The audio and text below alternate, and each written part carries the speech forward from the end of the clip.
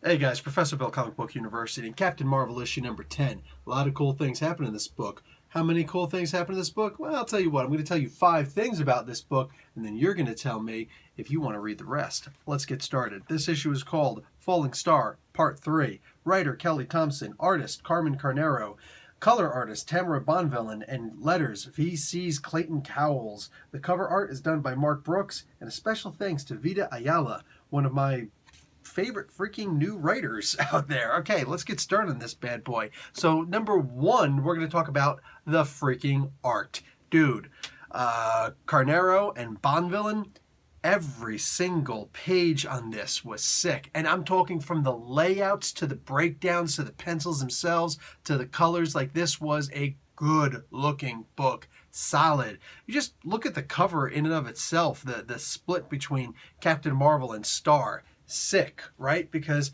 are they the same person? Well, not really, but you know. You look at some of the panels on this comic. You look at the sizes of some of the panels when there's a breakdown with the black in the back. You look at how the panels start to get smaller, or they get bigger and then smaller still. And then you look at the next page, how all of a sudden they start getting larger again, and how characters are actually off the panel in the black. You cannot, I just don't see a rational argument that the art in this comic book is not sick, because it's awesome. Let's get talking about number 2 in this book. More from Minerva. Listen, I really thought that Minerva was dead in the previous issue. I am so happy to see she's not. I'm also kind of disappointed, as Rhodey points out, that it's not actually one of Captain Marvel's powers to make people not die. Like, that was actually really cool, man. I did like this, though. Minerva talking about how the idea is that she was actually responsible for everybody finding out that she was actually a Kree. Technically, she was indirectly responsible for the ousting from the military, which really screwed her up. I got to be honest, one of the worst things I can imagine, even though I don't support what's being done in the military and whatnot, one of the worst things I can imagine is the military saying, you know what, we disown you. We're changing your honorable discharge to an other than honorable, or worse, God forbid. That would just be crushing, man. Wow. Absolutely crushing. But it hasn't happened, so hopefully it won't. Anyway, no reason for it to. So let's talk about number 3. There was a big fight in here. Yo, we've been having some good fights in some of these issues, right? This one, the fight to end all fights, or so it seems. The way that Captain Marvel has to defeat Star, if we can even technically say that, she did beat her, kind of, was really sick. And it also gets to show the self-sacrifice that Carol is willing to undergo in order to achieve the big victory. You know, you look at the Avengers #1 movie, the first Avengers movie, where they point out that Tony Stark isn't really a hero, and then he does something that's heroic. I still maintain that he's not a hero. Just because you do something that's heroic, sometimes 2 things that are heroic, your personality really determines whether you're a hero or not. It's not necessarily the results that you get. It's the intent behind everything else in your life. Stark isn't a hero. Carol, 100% is. Let's talk about number 4 on this list. Ripley Riley is revealed. How's that for an alliteration? So, yes, we figured it out an issue or 2 ago. Well, it only takes one person on social media to figure it out. I didn't figure it out on my own.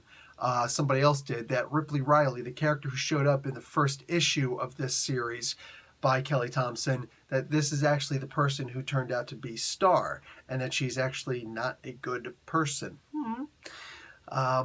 It did seem kind of like a letdown that that's what it was, that that's what it came down to, but at the end of the day, I also got to give credit where credit's due. Kelly didn't just change this. She could have been like, oh crap, I've been discovered. You know what? I'm going to make it Carol Danvers' twin sister that nobody knew she had. Yeah, because she does have the power to do that. And Marvel would probably look at that and be like, that's a great idea. Go with that. But she didn't resort to that. She's like, no, I'm going to stick with my guns. This is what it was. So, but dang, there you go. And yeah, boom. It was pretty good observation on that part. So it's nice to see that it's out of the way. And it also kind of helps that Star goes and mentions at one point, you know, Carol, you're a lot stupider than I thought you were.